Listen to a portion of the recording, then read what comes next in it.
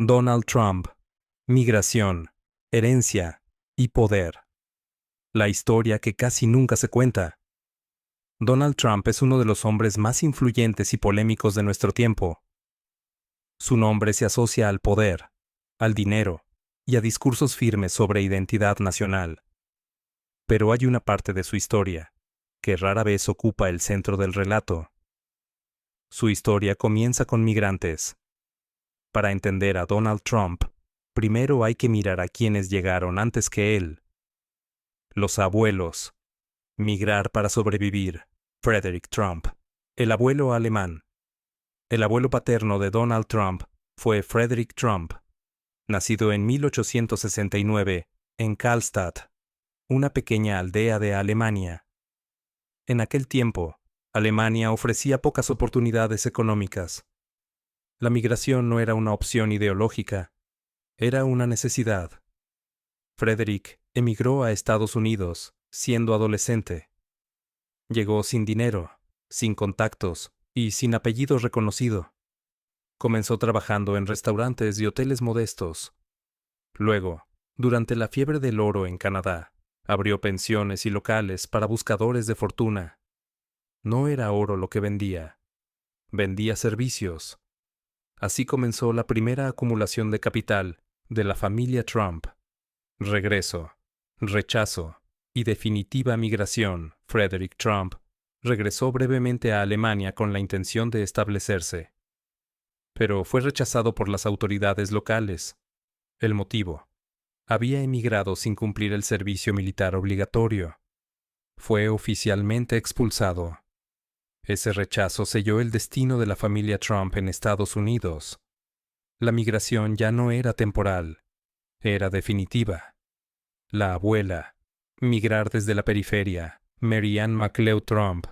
Décadas después, otra migrante marcaría profundamente la historia familiar. Mary Ann MacLeod nació en una isla rural de Escocia. Creció en pobreza. Hablaba gaélico como lengua materna. Emigró sola a Estados Unidos en 1930, con muy poco dinero y sin garantías. Trabajó como empleada doméstica, en un país que no era el suyo, en una ciudad que no la esperaba. Años después, se casaría con Fred Trump. Los padres: construir estabilidad desde la migración. Fred Trump, hijo de migrantes, creció con una idea clara: la seguridad no se hereda, se construye. Se dedicó al negocio inmobiliario en Nueva York. Viviendas para la clase media. Proyectos estables, no glamorosos. Fred Trump creía en la disciplina, el control y el orden. Su experiencia familiar le enseñó que perder estabilidad era un riesgo real. Ese modelo se transmitió directamente a su hijo Donald. Donald Trump, tercera generación, nueva identidad. Donald Trump no vivió la migración. Vivió las consecuencias del miedo a perder lo logrado. Creció en un entorno donde el dinero era protección, el estatus era supervivencia, y el fracaso no era una opción. A diferencia de sus abuelos, Donald no tuvo que emigrar, pero heredó una mentalidad profundamente marcada por la inseguridad original. Eso explica muchas de sus obsesiones: fronteras, control, ganar siempre. Del negocio familiar al poder público, Donald Trump llevó el apellido familiar a una nueva dimensión. Pasó del negocio inmobiliario tradicional a la marca personal, a la celebridad y finalmente al poder político. Su discurso duro sobre migración contrasta con su propia historia familiar. No como hipocresía simple, sino como ruptura generacional. Quien ya llegó quiere cerrar la puerta.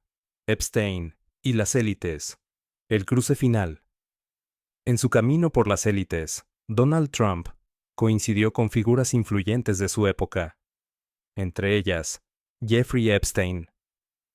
Para entender por qué el nombre de Donald Trump aparece vinculado al caso Epstein, hay que empezar por algo fundamental. Ambos formaban parte del mismo ecosistema social de élite en Nueva York durante los años 90. Eventos, fiestas, donaciones, clubes privados, un mundo donde los nombres se cruzaban constantemente. En ese contexto, Jeffrey Epstein no era todavía un acusado. Era un financista excéntrico, con dinero, propiedades y acceso.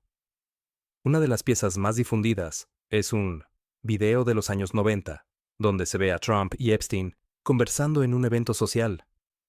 En su momento, fue irrelevante. Décadas después, se convirtió en símbolo. Porque cuando un escándalo estalla, el pasado se vuelve evidencia simbólica, aunque no lo sea legalmente. Trump llegó a declarar públicamente que Epstein le gustaban las mujeres jóvenes.